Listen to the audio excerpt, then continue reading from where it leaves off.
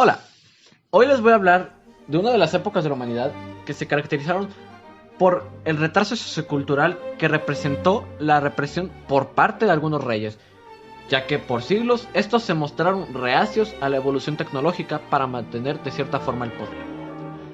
Hoy les hablaré de la Edad Media.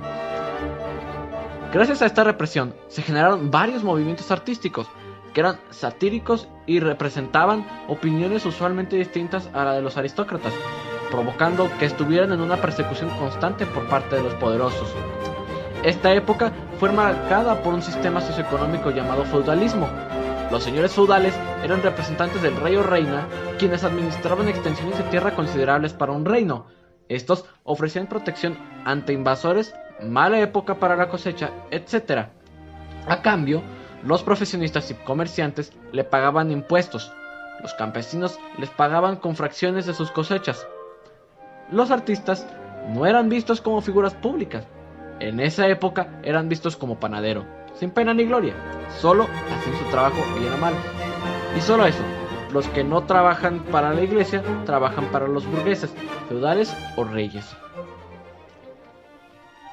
La pintura en su mayoría era sacra, ya que los gobernantes imponían sus creencias, haciendo que si le pintabas a lo que le gustara a tu señor feudal, duque, conde o rey, te financiara. Para la arquitectura y la escultura no cambiaba mucho. La estructura más representativa de esta época eran castillos y fortalezas. Y adivinen de quién eran estas construcciones. Exacto, estos últimos. Tras acontecimientos que diezmaron la población europea, se encareció la mano de obra en cualquier ámbito, incluyendo las artes, haciendo que en banquetes, fiestas, etc. se les remunerara más a los artistas, enriqueciéndolos. Tras una pandemia que acabara con un 32% del mundo conocido y cruentas guerras en la península arábiga y la actual Francia, quedaron devastadas las rutas de comercio, dejando a dos países en la ruina, Italia y España. Italia era la gran importadora de entonces. Toda mercancía que proviniera de Oriente pasaba por algún puerto italiano.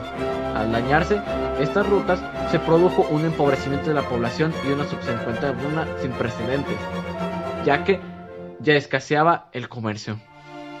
Por otro lado, en la península ibérica estaba dominado en su casi totalidad por el Imperio Otomano. Casi. La excepción fue el Reino de las Austrias, lo que son hoy el norte de Portugal y España. En 1492, tras siglos de cruentas guerras, caen los últimos bastiones del ejército otomano en lo que hoy es la provincia de Granada, en España. Sin embargo, el mar Mediterráneo seguía dominado por los turcos, asfixiando la economía española. Hasta aquí termina la Edad Media, pero para ver el Renacimiento vamos a escuchar al maestro Pablo, quien nos dirá a grandes rasgos qué fue en las artes el Renacimiento. Vamos contigo, Pablo. El Renacimiento. Todos alguna vez hemos escuchado hablar acerca de las corrientes artísticas y culturales que han existido a lo largo de la historia. Otros, quizá ya hemos escuchado hablar acerca del Renacimiento, pero para entender la historia del arte es necesario conocer la importancia que ésta tuvo. El Renacimiento es un periodo de renovación cultural, artística, literaria y científica que se llevó a cabo en los siglos XV y XVI en Europa. El Renacimiento es distinguido por una serie de características. En la pintura se distinguía por su inmediata antecesora, la pintura medieval. El Renacimiento estaba abocado a lo antiguo. Existía una observación viva de la naturaleza. Un ejemplo de ello puede ser la obra Descanso durante la huida de Egipto de Joachim Patinier, obra en la cual el tema principal suele quedar relegado a un segundo plano ante la importancia concedida a la naturaleza y el ambiente. Utiliza mucho la gama de verdes y las composiciones de horizontes altos. Otra característica es que la figura humana era el centro y medio de todas las cosas. Todos conocemos la famosísima obra de David de Miguel Ángel. Había un dominio también de las perspectivas y de las técnicas compositivas. En la pintura se extendió el uso del lienzo, que es más económico que la tabla. Se introdujeron nuevos temas tales como la mitología, las alegorías y la historia. El arte en estas épocas de recesión fue muy dura con los núcleos de poder. Un ejemplo es la pintura italiana, que fue muy crítica hacia los aristócratas, ya que ellos acaparaban todas las riquezas y lujos, mientras el pueblo itálico moría de inanición. En la literatura, Miguel de Cervantes, uno de los mayores estandartes de la literatura, también fue uno de los mayores críticos de la sociedad y por consecuente hacia la corona hispana. Mientras tanto, en América se estaba dando uno de los mayores intercambios culturales de la historia. Además, los españoles, al venir de tierras tan inconexas para ese momento, un esclavo africano tenía viruela, propagándola en las tierras nuevas, mermando la población indígena de los actuales México, Caribe y Centroamérica. Al traer esclavos del África ecuatorial, también se importaron sus costumbres.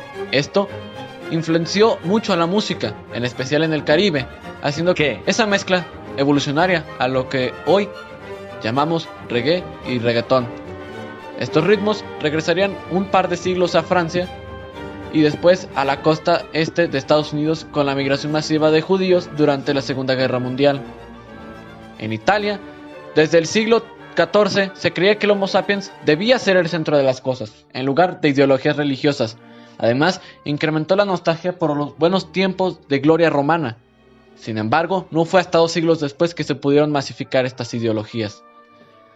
En la literatura española se retomó un género literario y dramático, las tragedias griegas, un género caracterizado por su contraste entre el primer acto y el último. Mientras todo esto sucedía, en el Sacro Imperio Romano Germánico, hoy Alemania, un monje traductor de la Biblia del latín al alemán, Martín Lutero, postuló 2 ideas, una que se interpretara de manera libre la Biblia y otra la alfabetización de la clase media, ya que solo los aristócratas accedían a la educación. Así, lentamente iría creciendo el índice de alfabetización de la clase media, provocando un pensamiento crítico. Esto afectó al arte de una forma nunca antes vista.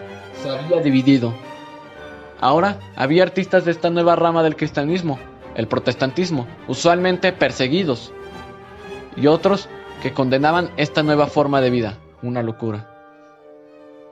Mientras todo este asunto sucedía, una nueva corriente artística surgiría en Génova, Italia. Pero esto lo veremos otro día.